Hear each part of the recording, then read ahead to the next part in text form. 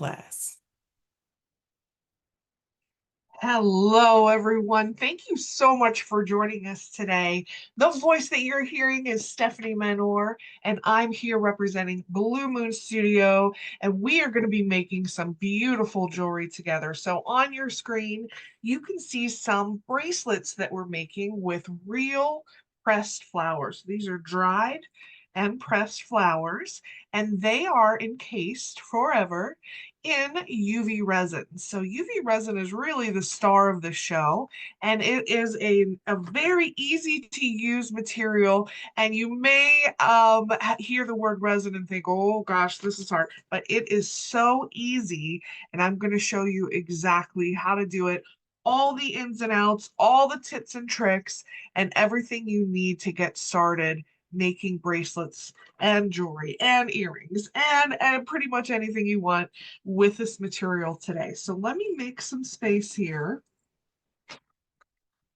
And we're going to start with a quick rundown of some of the supplies that you're going to need. And we're going to start with the most important one, and that is a bottle of UV resin. And this is the smallest bottle that's available, and this is the 25 millimeter.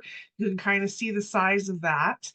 And this is by Blue Moon Studio, and they are the sole makers of UV resin craft. This is found at Michael's, in stores at michaels.com, and everything we're using today is available at Michael's. So this is UV resin, and it pours out of this bottle ready to use. You don't have to mix two parts together, anything like that. So we make it really simple for you. And now this is a resin that cures actually, not dries. It cures in UV light. So you're going to need a UV light. And this is a very simple 9-watt UV light that we use. And you can see it turn on there.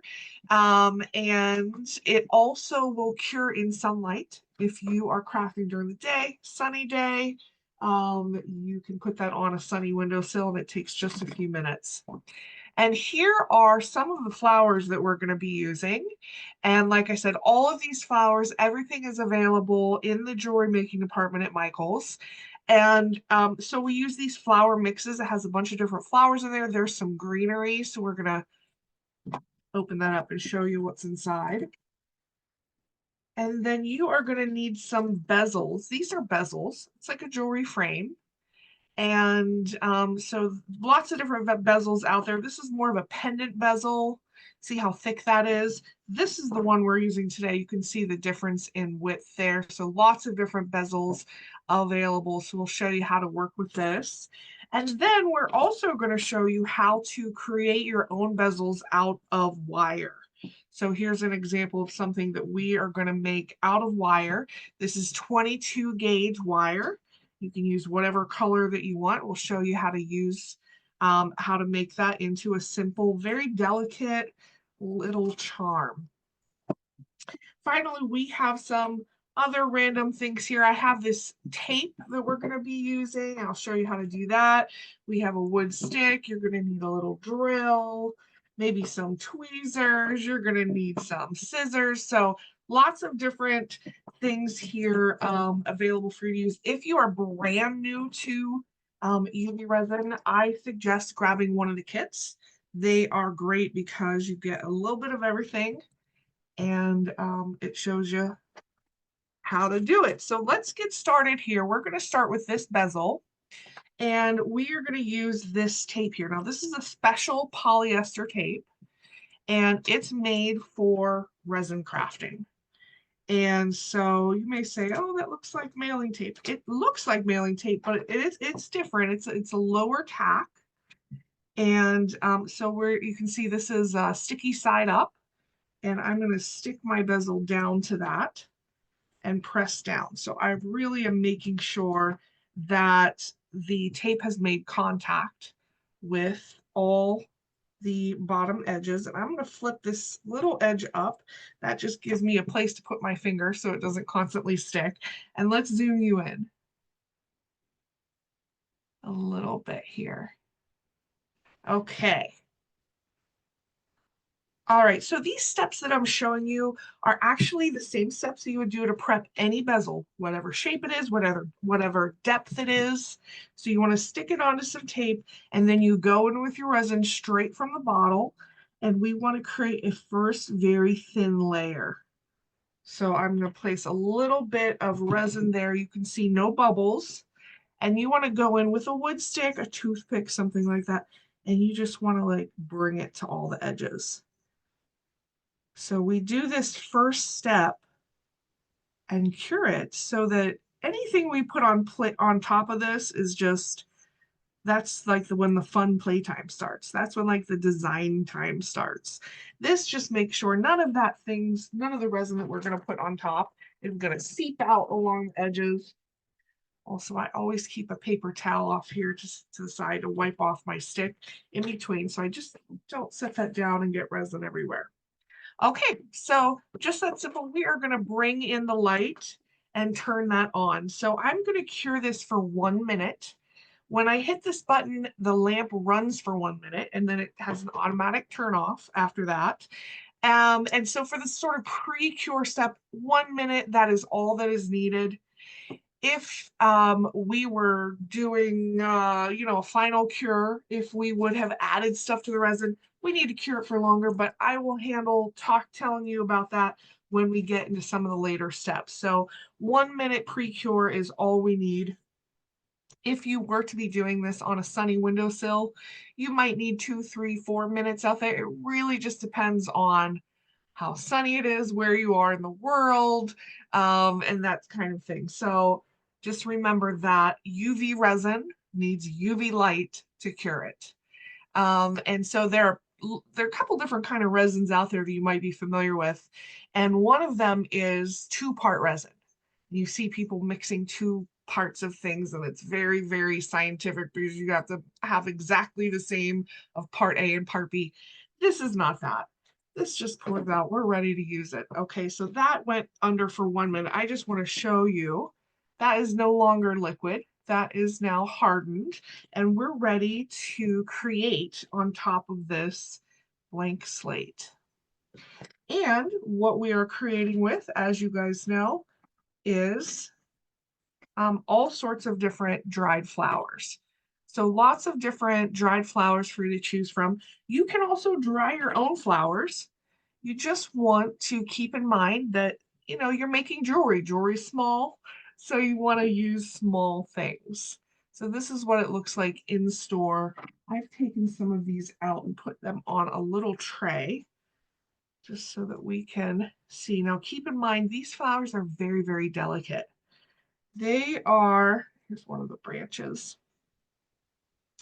They are paper thin, thinner than paper. So you want to be very careful when you're working with them, especially a flower like these. The petals can fall off very, very easily. So you just want to be careful with that. So for this first one, we are going to keep it really simple. And I'm going to go in with just a little dot more of resin. And the easiest way I found to pick up these flowers is to use your wood stick. Trying to make sure I keep you guys in frame here. Move this over a little bit.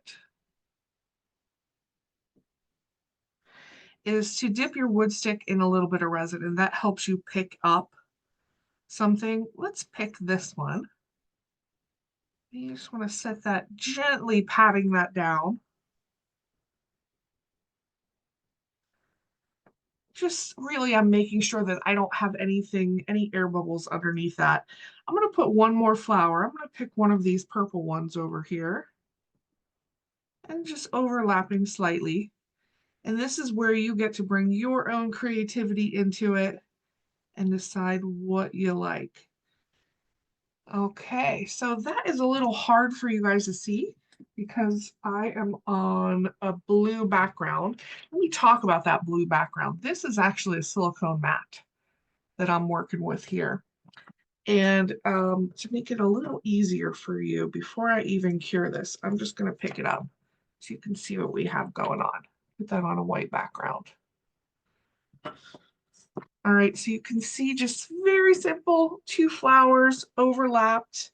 And I can now do a little pre-cure step. This is important if I've put very delicate small things in there, if I put glitter in there or tiny, tiny little flakes of things. I just want to lock them in place before I put my final coat on. So that's what I'm doing right now, is just kind of setting what I did in place, and then we're going to do a final coat. We're going to fill that bezel up all the way to the top. And I'm not actually going to let this go for a whole minute. That's about enough just to make sure that those don't move. All right, and now we're ready for a top coat.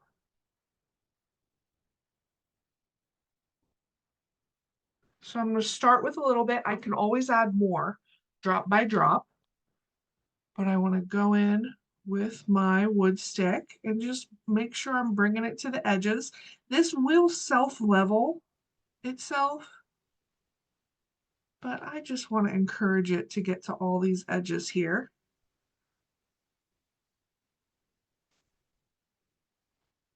Okay, wiping off that stick. And now we're ready to cure it. And just that simple, we're actually done with creating the little focal. We have more work to do to turn it into a bracelet, but that simple, you can create a very easy charm. Let me show you here where we're going.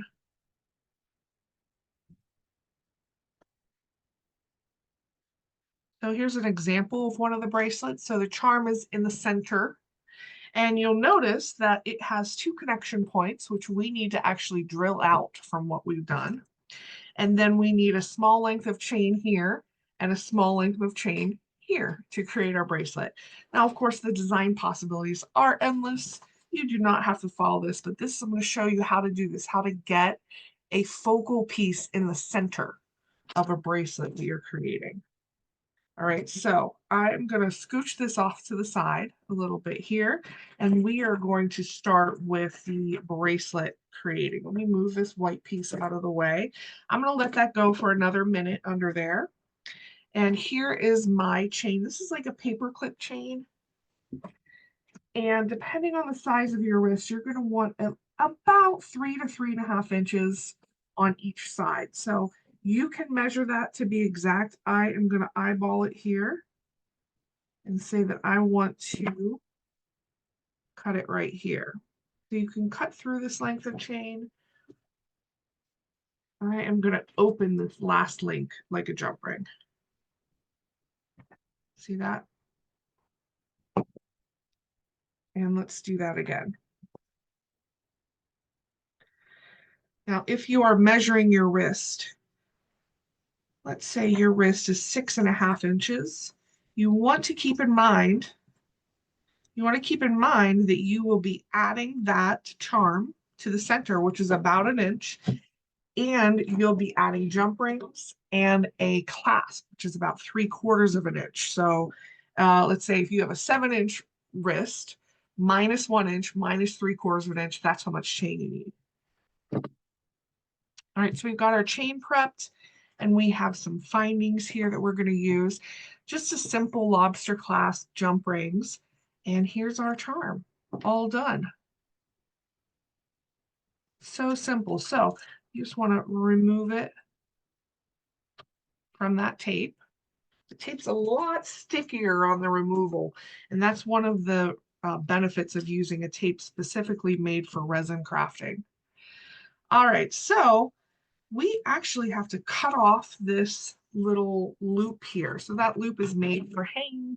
If you were to hang this like a charm, but we're constructing this a little bit different. So we want to snip this off, and you want to have a really good pair of snippers here. And if you have a little jagged bits, you can sand that down a little bit on the edge there. I can see a little jaggediness.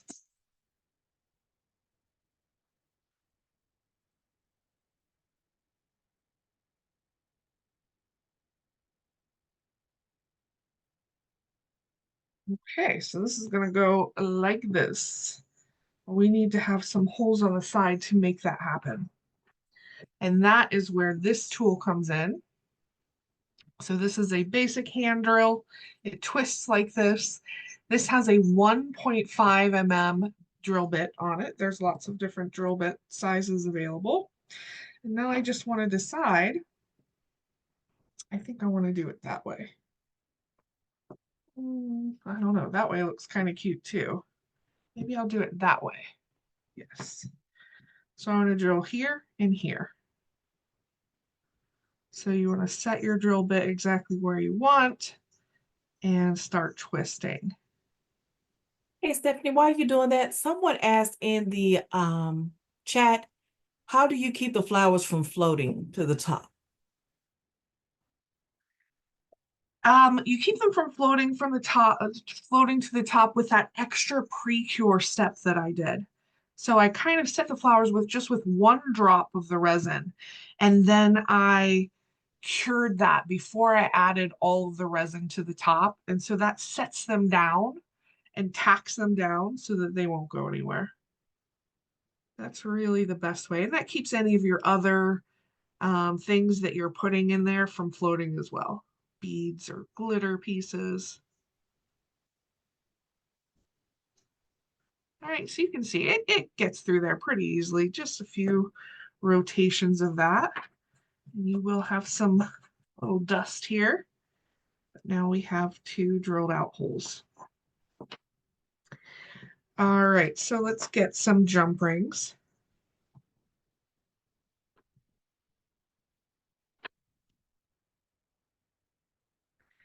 I'm going to take off these extra links. I'm going to use those on the other side. Okay, so jump ring.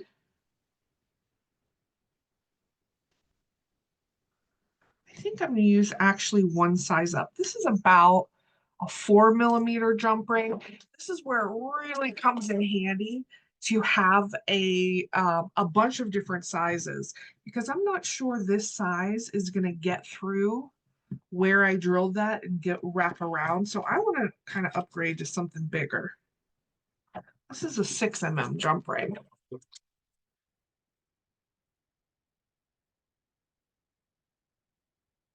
So I'm looking for the break in the jump ring and I see it there situated at the top. And I am gonna open that up like a coil and then slide that on.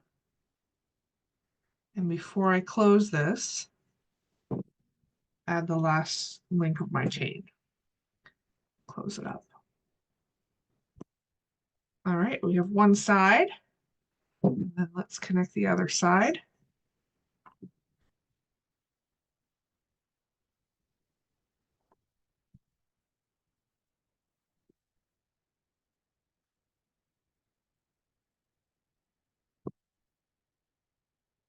Okay, looking good. So now we need a clasp.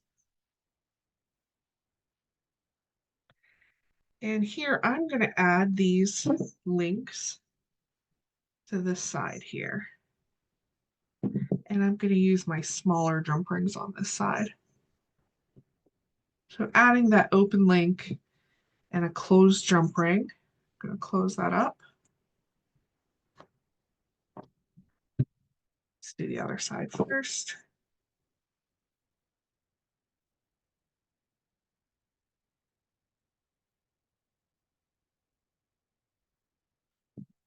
And the open jump ring. In fact, you know what? On one side, you don't even need the open jump ring because the way this chain is,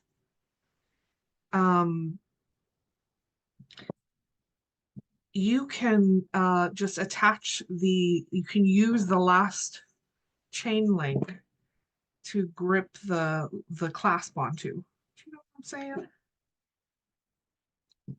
There we go. Oops.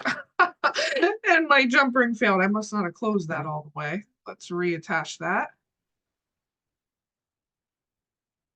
Yep, you can see. You want to be careful closing your jump ring. See my jump ring? I left a big old gap in there, and that will let that chain just slip through. So lesson learned. You want to close that up. And you can even kind of grab it this way Really close it up.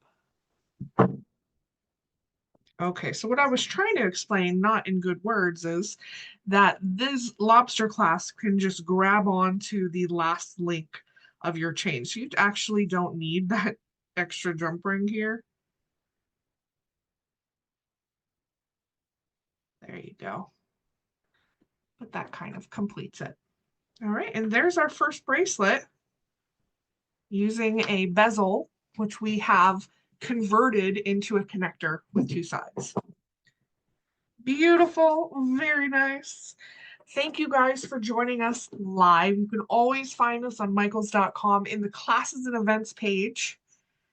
And we have lots of fun stuff in store for you in the months ahead. Okay, the next thing we are going to make, we are going to jump right ahead into making our own bezels. And making a round bezel is the simplest shape to make. So like I mentioned before, you want a 22 gauge wire. And you want to start with about maybe 4 to 5 inches of it. This just gives you a lot of extra room, especially if you are brand new to wire working. And then you need a round object. And I found that a Sharpie marker is just like the perfect size.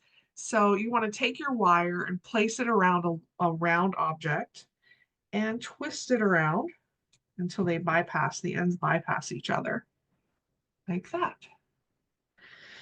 And once they bypass, you can grab them with your flat nose pliers and gently, you want to do this gently. If you go ham on this, you're going to break your wire.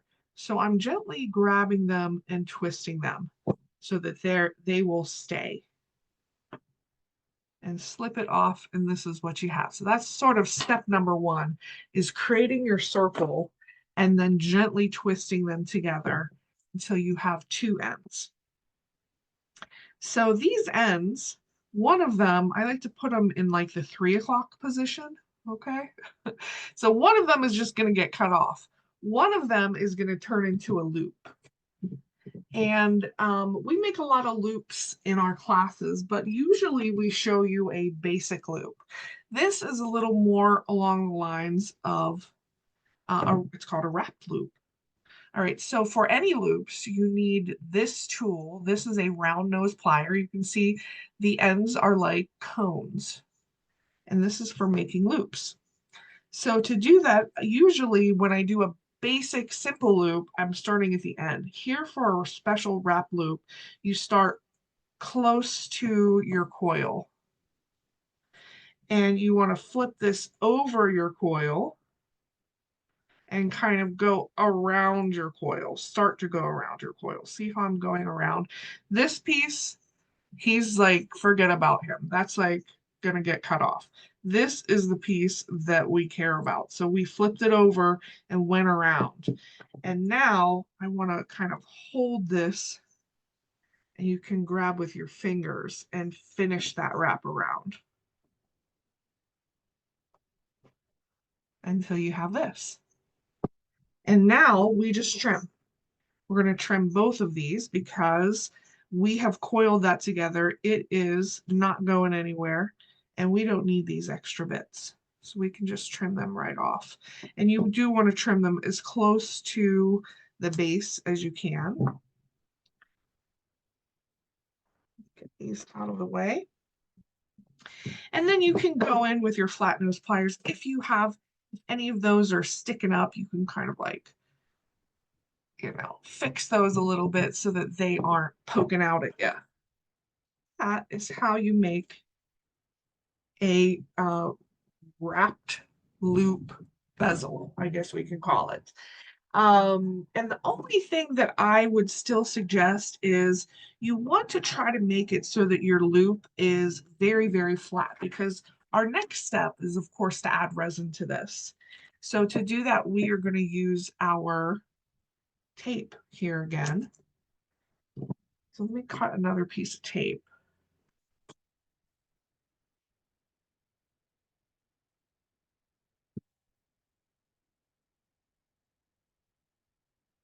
And so I want to be very careful placing this tape again because this is a homemade bezel. It's not going to have a perfectly flat back. So I'm just trying to really set that on there. And in fact, like even pressing down a little bit on that wire to make sure that it is set down. I can take something and just really make sure that wire is set down on that tape. And I am going to fold that over to give me a finger hold like that. All right, so for this one, we're going to get a little bit fancier and we are going to bring in some of the greenery. We're going to create like a little vignette, let's say, with some flowers. So this looks like flower confetti. It kind of is. So these start out as flowers that look like this when they're dried. And sometimes you'll get imperfect ones like this one that I'm holding. He's a little sparse. And so the perfect thing to do with those is you can just cut off these little pieces at the end. You can cut them, or you can just kind of use your tweezers to pull these and to create like a confetti.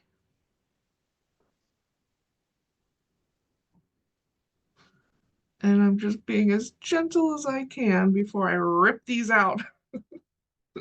Gentle and then rip them out.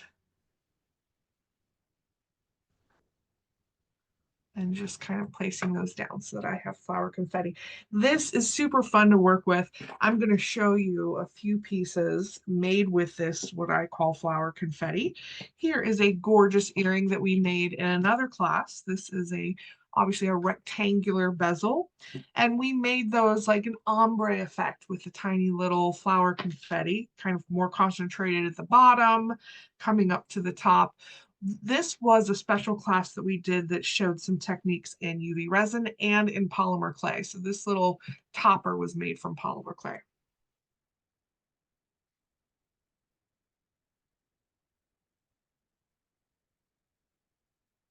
Okay, so we have that's ready to go. This is ready to go. We need some tiny little pieces of greenery. So I'm going to cut those off. So what I want to make is like a little flower meadow with some greenery at the bottom. And this stuff is tiny, tiny, tiny. So you do what you can at this scale, but we want to have some little greenery at the bottom and then with some flowers at the top. So just like I started that last bezel, the very first step is to put a tiny dot, maybe a little more of a dot, and bring that to the edges.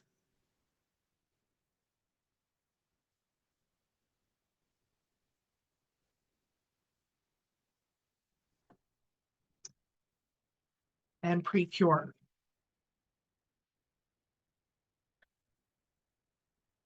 And while that's going for a minute, I want to show you a couple other pieces. This is another one. I don't know if this was from that same class. Move this off to the side. From that same class, but we did another dried floral on the bottom with a polymer clay kind of topper earring. Oh, this is sticking to my nail. But I really love this with the sort of flower confetti with individual flowers. So pretty. Here's another piece. This is another like kind of a vignette because you have the greenery mixed in, like kind of creating a bouquet a little bit with the clear.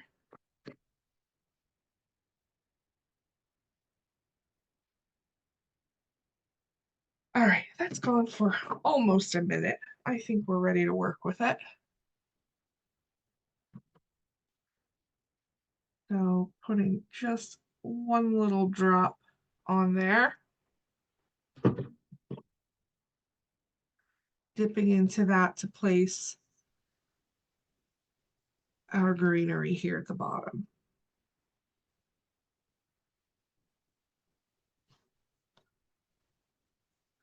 And dipping into that again to place some of these flowers.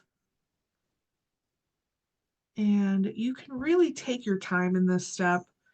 So if I needed to, I can go, I can take a break, I can come back to it tomorrow, I can come back to it next week, and it is not going to be cured. It's going to be just sitting here. I mean, sure, you might have cat hair in it by that point, but it will stay in its liquid form until you are ready to cure it. And I just put 4 little tiny little flowers in there, and it looks like they're growing in a garden. It's so cute. And let's lock it down. Let's lock it in place.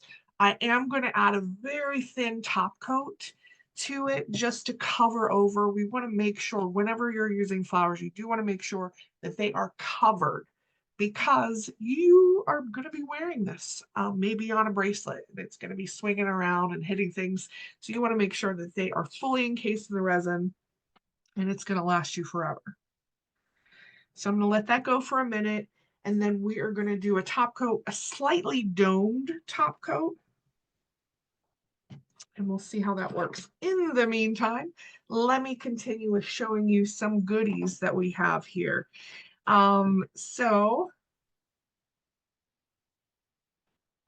I like to show this piece because this has a colorful background to it, and the flowers are a neutral cream. And so this was made with colorful resin, so we can add tint to it. And here, just to show you the difference, this is a piece that, let me get these out of the way. This was a piece that was made from a mold. So you see it doesn't have a bezel on it. It's just a molded piece of resin. And here is a similarly shaped, I guess if you turn it upside down, it's similarly shaped, made with the same materials, but in a bezel. So it's up to you if you like bezels, if you like having a frame around, or if you want to use a mold. So a mold looks something like this. It's a silicone mold, and you can make all these different shapes. But those are the two most common ways of working with UV resin, either in a mold or in a bezel. Lots of different of both of those available at Michael's. All right, so we're going to put 1 drop on there and then just gently encourage that to cover over everything. You can see that it will slightly dome. And right away, I'm bringing this in because I do not want that to mess up. Moving that off to the side so I can show you more stuff. So if we have time, I will show you how to tint the resin. So here is an example of very, very simple. It's just a sprig of greenery, but it was done on sort of semi-translucent white with looks like that has a little bit of glitter in it. You can see how simple that is. 2 pieces joined together, but how effective it is. And then of course you can go crazy. This is a keychain that was done for Day of the Dead with flowers and metal pieces, and the back has all kinds of glitteriness. And that was done as a keychain. Here, I'm going to show you another example of from a mold. This is from a mold. This is from a bezel. Same flower, same materials, different effect. All right, so this went for 1 minute. I'm turning it on again just because this is our final layer. I just really want to make sure that that is done all the way through. And I'll show you another keychain. This I'm not mistaken, this was from our Mother's Day class. We did these pieces. That could be a keychain or a necklace pendant. And this base is actually made of polymer clay.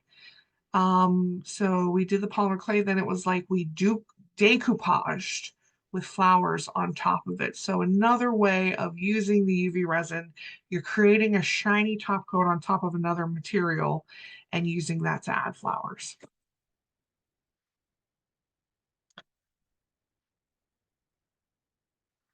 All right, so that's been in for about a minute and a half. Let's show you what we have here. So pretty and delicate.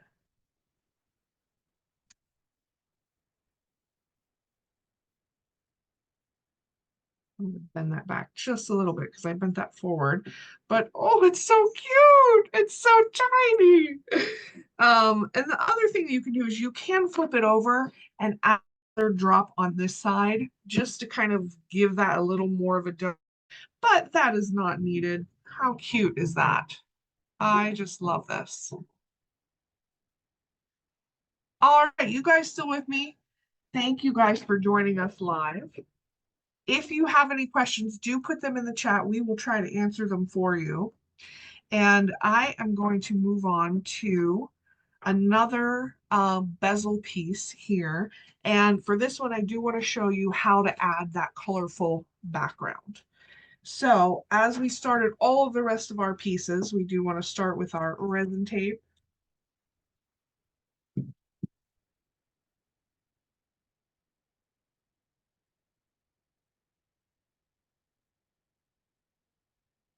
And then sticking that, move this so I can use that as my finger hold. Sticking that down, really pressing that down. And I'm going to flip this up.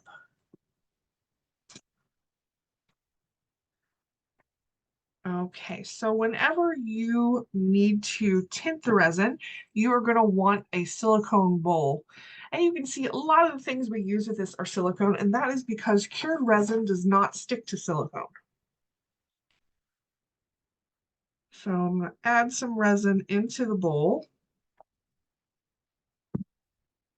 And then you want to use something like this. This is tint. So this is sold right where they sell the resin itself. Couple different items available. This is they come in 3 packs. You get like a primary pack or like black and white. I think I am going to do white. Here's the white one. And these are very, very concentrated. I'm just going to use 1 dot in there. You can mix them together to achieve custom colors. And you just want to mix that together. And what you're looking to achieve here is not fully opaque.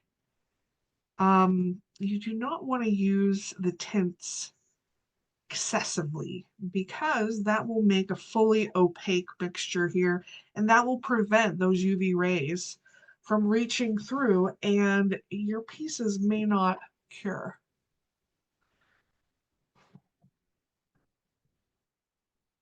All right, so we are going to go with our bottom layer of this white.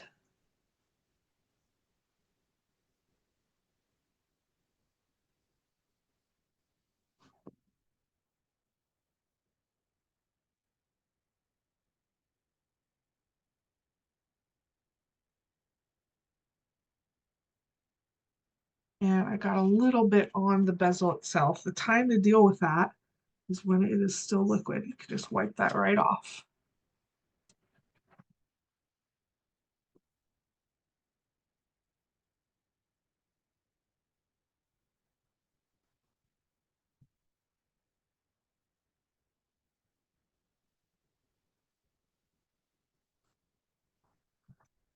Okay, so we have our white background, and let's cure it.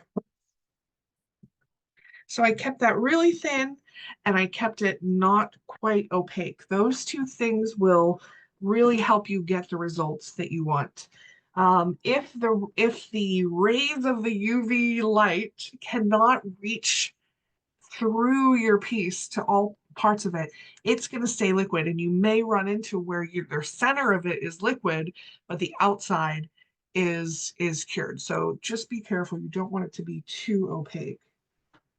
And I've shown you flowers a lot in this class, but there are so many different materials that can be used in UV resin. So I'm going to show you this piece. This was from one of our teachers back to school. We made these teachers necklaces, and this is a great showcase of using kind of household objects like these safety pins and stick pins. There's glitter, these are made of polymer clay, there is metal in there. You can use shells, sand, paper, stickers, glass, plastic. Pretty much anything can be put inside of the resin and encapsulated inside of it. And we try to show you all of those different things that are a possibility in our classes that we teach on Mondays here. All right, so that went for a minute. Because it's white, I would actually run it for another minute. The cure times, it's a sliding scale. So keep in mind, it's not just set in stone. I always do it for 1 minute or always do it for 2 to 3 minutes. It's a sliding scale based on what you have put inside there. All right, so while that's still going, let's pick out some flowers. So I have these flowers over here. This is like an orange.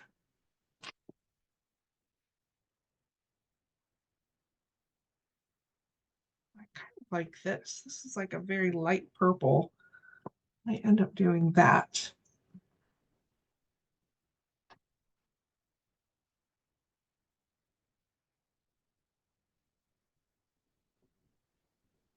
And I have all of this little confetti from last time.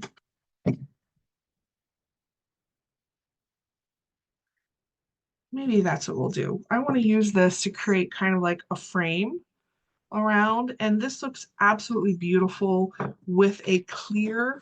I want to show you what we're gonna go for. See this piece, how the flowers have been used to create like a wreath? That is so beautiful in the clear. I want to show you what it'll look like in with the white background.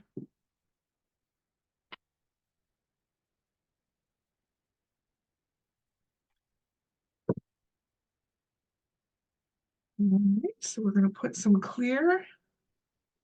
So that color was just used for the background. Everything else that we do, we are going to be using clear. And then you can just sort of start building up.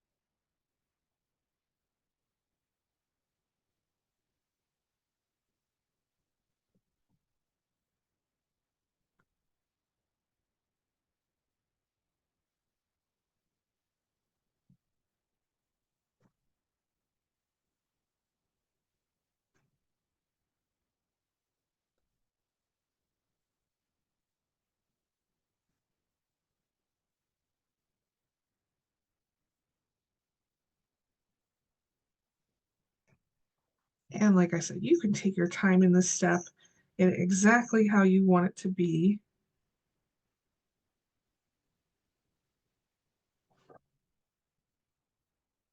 And as full as you want it to be.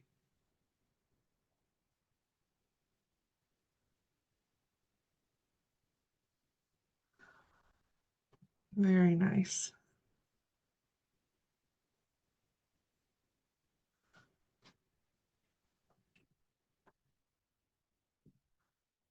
All right.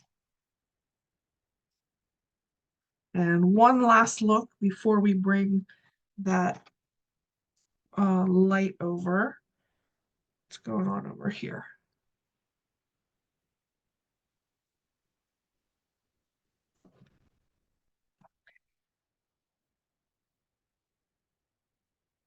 And now we just cure that down. We are going to be wrapping it up here in a minute, folks. So if you have any burning questions, please ask them now. I'm going to show you a few other pieces with some more show and tell. So this is another earring that we did using a rectangular mold. And this one was interesting because we took one flower and cut it in half and used half on one earring, half on the other earring. That is a great technique to kind of stretch your dry flower purchases, because you can use one earring for a pair, or one flower for a pair of earrings. That one was really pretty.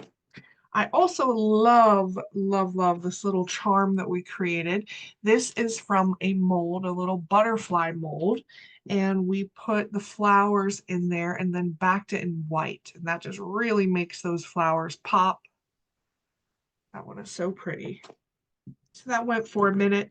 It's probably fine after a minute, but you can always let it go for another minute. I found it's probably better to err on the side of more curing. You can't really over cure it.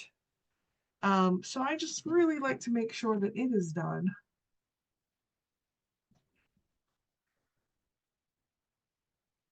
Okay, so while that's going, we're going to jump back over here to our mini charm that we did. And that mini charm is just used sort of on a traditional charm bracelet. So you can create a charm bracelet very easily for yourself using some chain. You want about 6.5 to 7 inches of chain. And just like we did in that last step, we are going to create a very simple charm bracelet.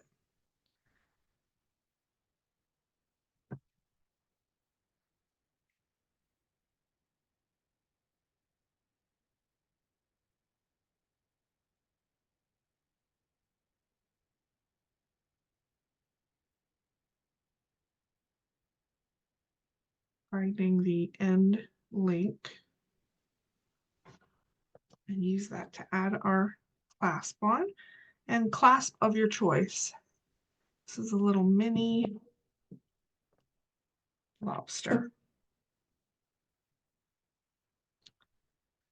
And then I'm going to use this little jump ring to add this to the center. And of course, you can add as many as you like, all the different flowers in the garden. And then on this side, we want a larger jump ring because that is what your clasp is going to have to clasp through. Make it easier on yourself and make it a larger target. This one's quite large. I think this is an 8mm jump ring.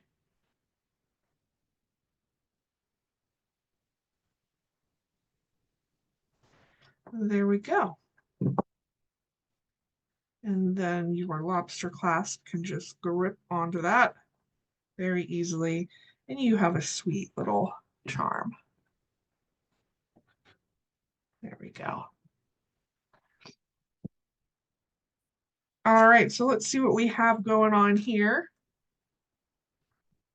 And you could do another, like you can feel on top. I can kind of feel like, I can feel the texture of those flowers, which means that there's part of those flowers that's sticking up out of the resin. So there's no problem with doing another coat on top of there. Light layers works wonderfully with this product because you can just add a little bit at a time. You know that it is going to be cured through.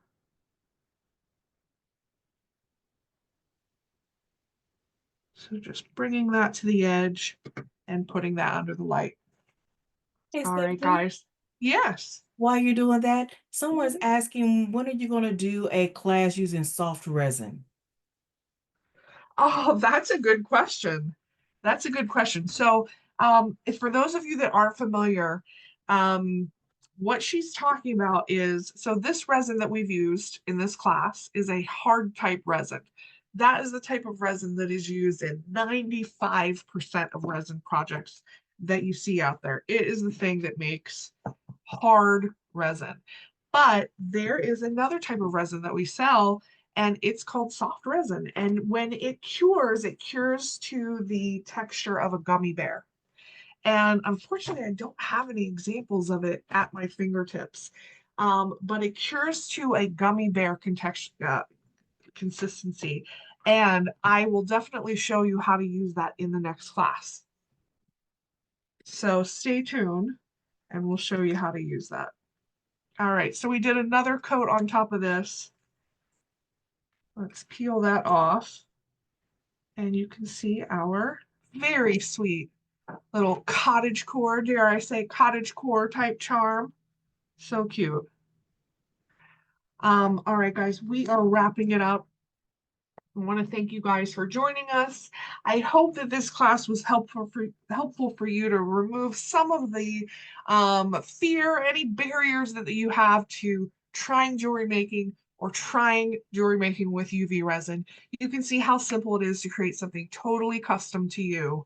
My name is Stephanie Menor, and I'm here representing Blue Moon Studio. Please go out and try this product and join us back here for our next class, Monday afternoons. Check out the classes and events page on michaels.com for what's next. Thank you guys so much for joining us.